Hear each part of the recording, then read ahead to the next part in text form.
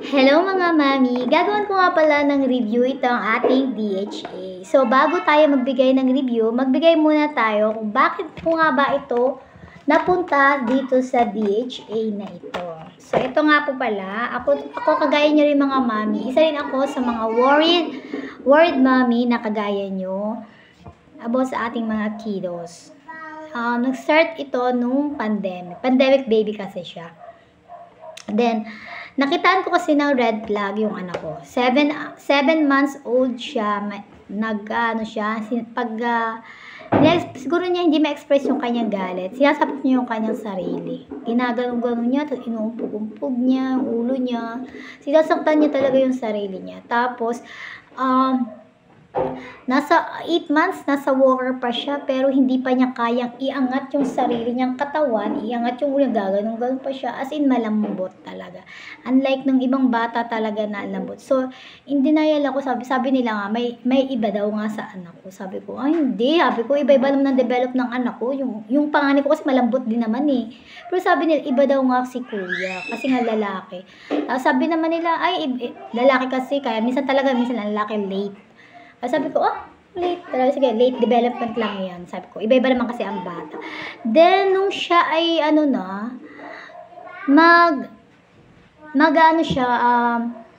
mag 2 years old na siya nang nakalakad. Then, mahilig din siya magtapon ng gamit. Tapos, 2 cellphone na yung nawasak ko. Kaya naman, hindi ako masyado nabili ng mga babasagin. Kasi talagang asin nababasag, nauubos. Then, ang hilig niya magpaulit-ulit ng sinasabi.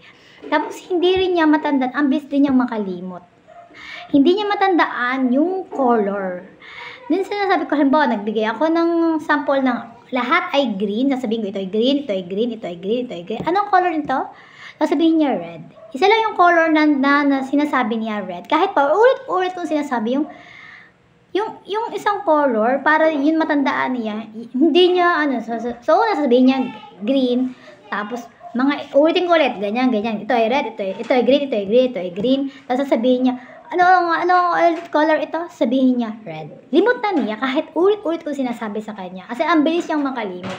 Then, nagtaka rin naman ako kasi minsan may time na nagbibilang kami, halimbawa, 1, 2, 3. Halimbawa, nagsabi ako ng 1, akala ko ulitin niya. Pero ang ginawa niya kasi, sabi ko sasabihin agad niya ng 2. Dinudugtungan niya yung sinasabi ko. Sabi ko, akala ko, very good si kuya, ang talino naman ni kuya, mabilis makamemorya. So, iba-iba, hindi mo talaga siya mahuli. Then, yung time na, sinasabi nga ng iba na, ipa-assess ko daw, i-therapy ko daw, kasi nga daw, may nakikita sila ng gano'n. So, as a mother is in denial. Sinasabi ko rin sa asawa ko, hindi, iba yan. Kasi iba-iba naman ang development ng bata, huwag mo i-compare yung mga anak mo, ganyan. Sabi ko, daddy, kasi nagtataka ako kasi yung mga ate niya, ang gagaling, ang tatalino ng kanyang mga ate. Kinder na nga yung kanyang mga ate, iniiwanan pa ako. Nauna pa sila sa school, binabayaan na ako sa bahay. Talagang hindi sila intindihin yung 2 kong babaeng panganay na hindi talaga sila intindihin. Ang matalino nga pumasok sa school ng daycare, marunong na magsulat ng pangalan, alam na ang shape, alam na ang color, na hindi ko sila masyadong pinukosan. Kaya sabi ko, nung ako'y nandito sa aking anak, palibasa is, dati, solong lalaki pa lang siya noon, kasi 4 ng anak ngayon. Lalaki din. Pero si kuya kasi, dati, unang lalaki ko lang siya dati noon. Tapos, ayun nga, nung pumasok siya sa daycare, baby, as in 0 knowledge, walang kaalam-alam. Hindi ko siya naturuan magsulat, ganyan. Kasi nga, sabi ko, baby pa, parang hindi pa siya ready. Hindi ko siya tinuruan kasi nga syempre busy rin ako. Kasi parang naging kampante rin ako. Kasi nga, bakit yung mga ate niya matatalinong naman? Tatalino din yan. Kasi hindi ko nga tinuruan yung mga ate niya ang gagaling.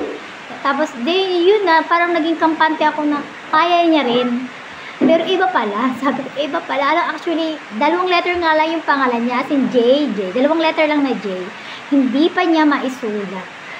Then, hindi rin siya marunong nag-color. Ang lambot ng kanyang grip. Hindi siya makapag-color.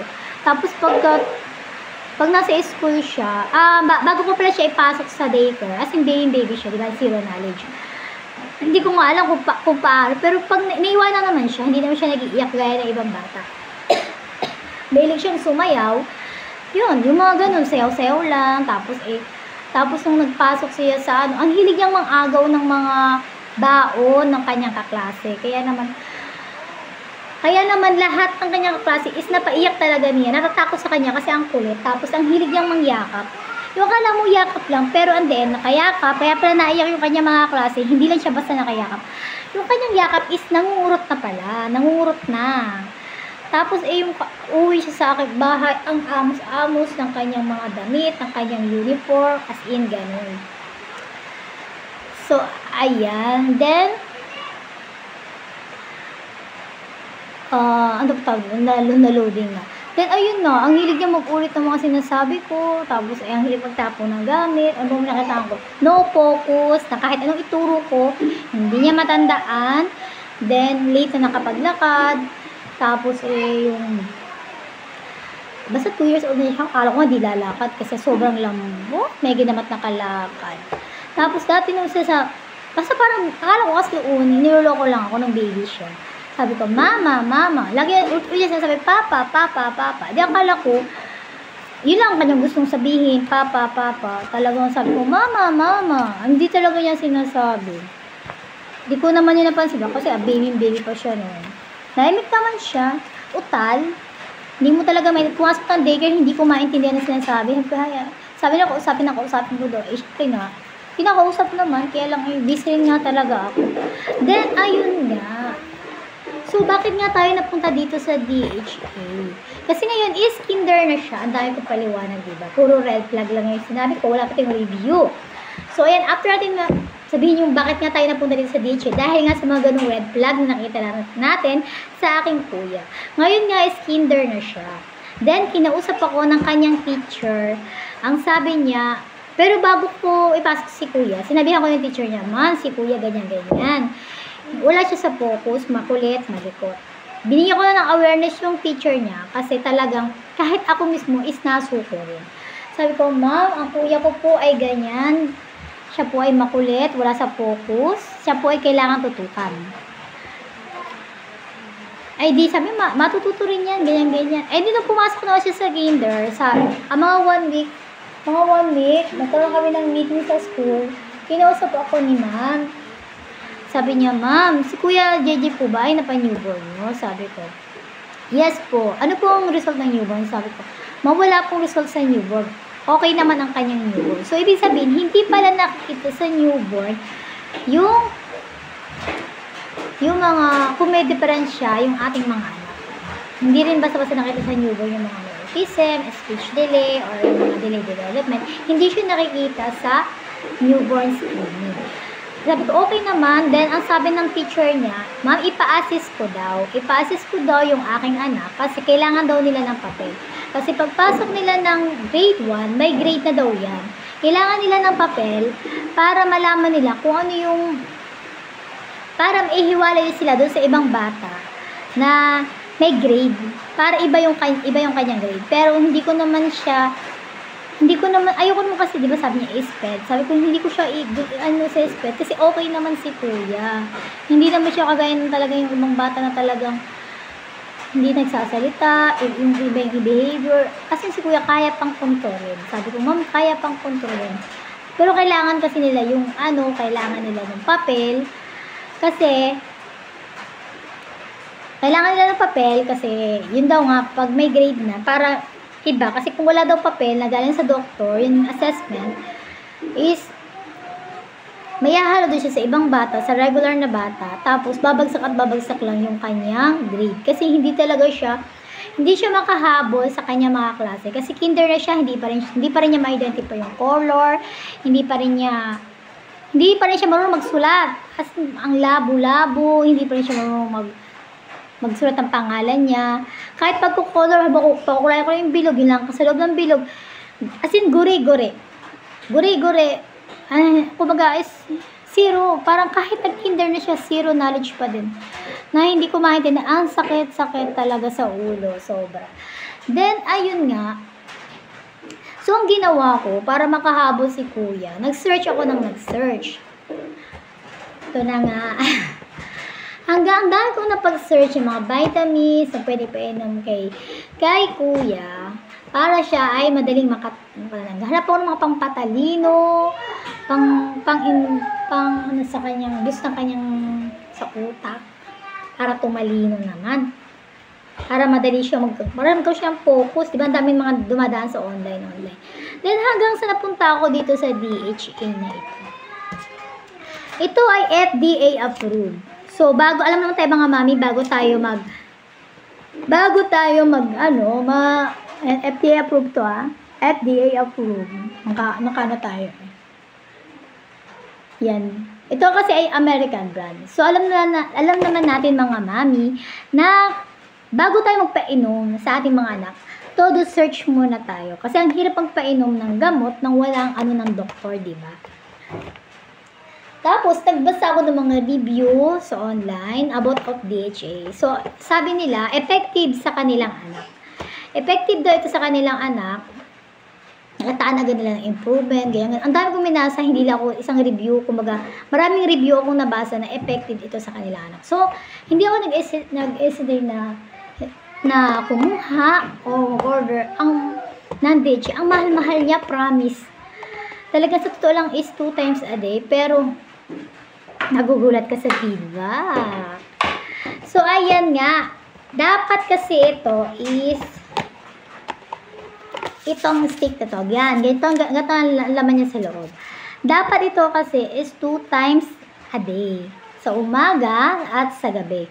Ang ginagawa dito is pwede mong ihalo sa tubig at ipainom sa kanya directly or ihalo sa gatas. Kasi para sa akin, mas maganda siyang nakahalo sa gatas kasi mas naiinom ng bata. Unlike tinaray ko muna siya ilagay sa tubig, hindi siya masarap. Hindi siya masarap kasi ako mismo hindi nasarapan. Kaya ang ginawa ko, nilagyan ko ng gatas. Ayun, nainom niya. Masarap. Masarap siya nang hinihalo sa gatas. Then, tawag dito, loading na ako. Then, habang nagtatasking kami, syempre, tinuturuan ko rin yung anak ko para ma-develop. Talagang nung una, napakahirap. Ang hirap niyang turuan. Talagang hindi niya mag-gets lahat ang tinuturo ko. Then, hanggang sa napunta nga ako sa DHA, tinaray ko ito habang isinabay ko ito sa kanyang mga tasking, sa kanyang mga activity na pinapagawa ko sa kanya, sa pagtuturo ko sa kanya. Isinabay ko itong pag-inom niya ng DHA, Nutriflex, at ito yung gatas na inihahalo ko. Yan. Promel Gold. Yan. Promel Gold. Actually, ang mahal-mahal. Ngayon nga lang ako nag-Promel Gold kasi dati, yung anak ko, breastfeed siya. Hindi siya nadede sa gatas. Kasi nga, ayaw niya, tinatapon niya. Ayaw niya, hindi siya mahilig uminom ng gatas. Kaya, pinaiinom ko lang sa kanila is Bear Brand. Bear Brand lang, tapos madalang pa. Kasi depende kung pag gusto lang nila, saka wala pa inom. Kasi nga, minsan hindi nila iniinom is sayang lang. So, ayan, ito na nga. Ang kulit ni Mami, ang tagal. Hindi ko madirect to the point agad, baka ang dami nang nagpa-pass forward kasi ang tagal-tagal ko daw. So, ito nga, ano nga ba itong review? Review dito sa DHA na ito. Bakit ako napunta dito? Ang kagandahan nito, sinearch ko na ito, then nakita ko sa kanya is FDA approved. So, may naging safe ako doon. Then, American brand. American brand kasi, alam natin na pag American brand is talagang mga biyasa or mga specialist na talaga yung mga gumagawa. Then, ang nabasa ko yung mga review is, napaka magaganda at effective sa kanilang anak. Then, nagtry nga ako ng isang box. Ayan, ubos na yung isang box. Yung isang box is, nagamit ko lang sa loob ng 12 days. 12 days lang talaga. Ubos na ito. Kapapainom lang ang anak ko kanina, isa. Kasi, ang laman ng isang box ay, yan. Ito, bagong dating lang ito. Kadarating lang nito. Ayan. Ang laman ng isang box ay 12 pieces. 12 pieces lang. Yan. Ayan. Pero kung may budget ka mga mami, kasi kung may budget ka po, gawin nyo po is isa sa umaga at isa sa gabi. 2 times a day. Kasi ako no budget ako, kaya once a day lang ako. Ito yung umaga lang. Tapos sa gatas, ayun. Once a day lang ako kasi nga hindi nga kailangan budget. So, ayan. Then, inihahalok ko nga to sa kanyang gatas na Promil. Tapos, sa umaga, pinainom ko rin siya nitong Nutriplex. Yan, nakakatalino din kasi itong Nutriplex na to. Then, itong DHA na ito, nagulat nga ako sa result kasi ito pala yung nainom niya, isang box pa lang. Alam niyo yung mga tinuro ko sa kanya, nung una, akala ko hindi niya naiintindihan na aking tinuturo sa kanya. Nakakailang, nagpapaluan pa kami, nagpipit-pitat, as in, baldahan talaga kasi nakaka-stress, nakakaiyamot. Nag-stick talaga ako, honestly, talagang nakakabaliw. Nakakabaliw, nakakaubos ng pasensya. Oo man. Then, itong sa DHA na ito, isinabay ko nga sa kanyang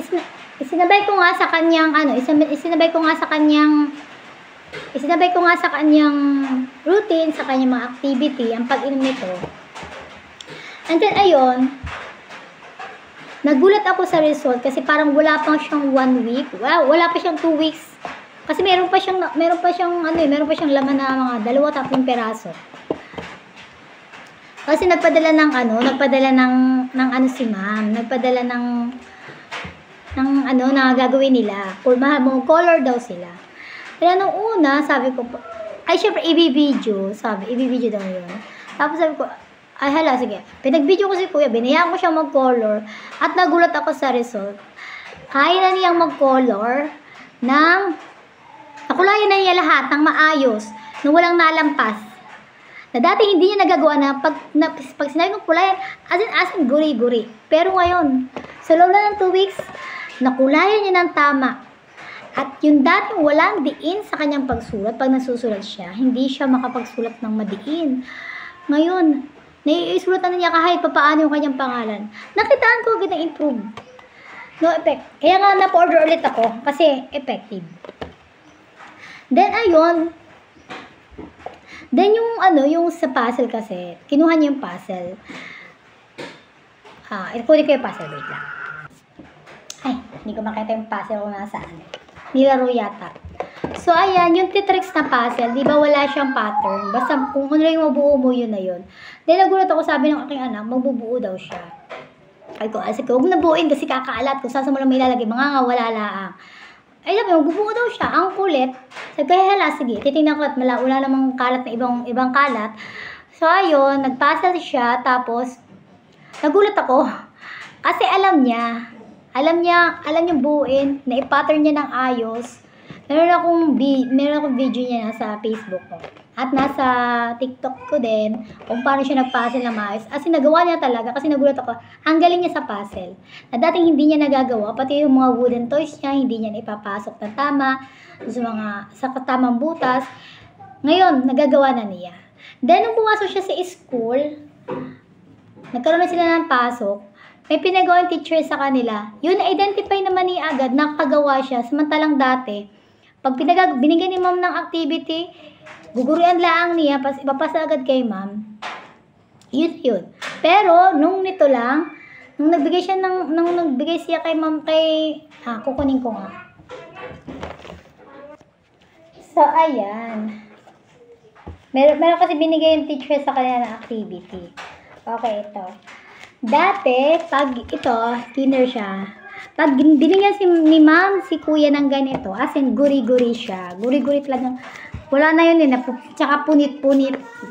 Guri-guri, hindi ko maintindihan. Pero ngayon, nung kahapon, ibinigay ito sa kanya ng teacher, hindi nga lang niya natapos kasi nga, hindi pa rin naman siya masyado sa focus eh. Pero at least, nakitaan agad ang improve. Na dating hindi niya ginagawa, dati guri-guri lang niya, basta ganyan-ganyan.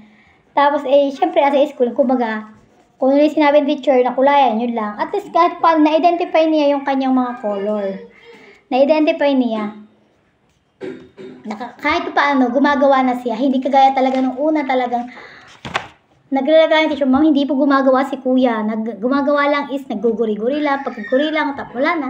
As in, wala. Hindi niya masagot ng tama. Pero at least ngayon, may improvement na.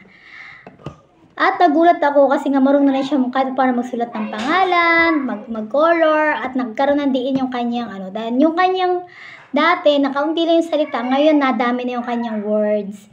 Dahil ito sa DHA. Nakatulong talaga. Big help talaga. Then, isabay nyo itong ating DHA na ito dito sa ating Nutriplex at sa ating Pediasure. Ayan. So, ayan mga mami. Ito yung honest feedback ko. Then, 2 weeks pa lang talaga. Totoo yung sinasabi nila na 2 weeks. Nakikita niyo yung result. What if pa kung 2 times a day ko siyang pinaiinom, baka mas mabilis yung development ng utak niya. Kasi once a day ko lang ito pinaiinom eh. So, ayan po yung legit feedback ko para sa aking anak. So, nakakatuwa kasi kahit ang mahal-mahal niya, kahit ang mahal-mahal nito is nakitaan ko agad yung improvement sa loob ng 2 weeks. Kaya naman ito, nag-order ulit ako. Karating lang nito ngayon. Napo-order ulit ako kasi wala na siyang iinumin. So, ayan, balipad pa. 2 box ko pa lang to ngayon. Pero, sa isang box pa lang na pag-inom ni kuya is nakitaan ko agad ng improvement. Ayan, kaya mga mami, try nyo na rin itong DHA na ito. Kung gusto nyo rin makitaan ng improvement, yung inyong mga anak na gaya ko. Very helpful siya. Then, palitan nyo na rin ng gatas ang inyong mga anak or depende sa gatas na hiyang sa inyong baby. Promel kasi yung napili ko kasi ito yung nakita akong mataas din sa DHA. So, ayan. Kaya mga mami, try na po. Very good. At syempre pa, kung paano ka pala mag-order, nandito nga pala sa yellow basket sa baba. Thank you and happy shopping. Dito na kayo mag-order kasi legit.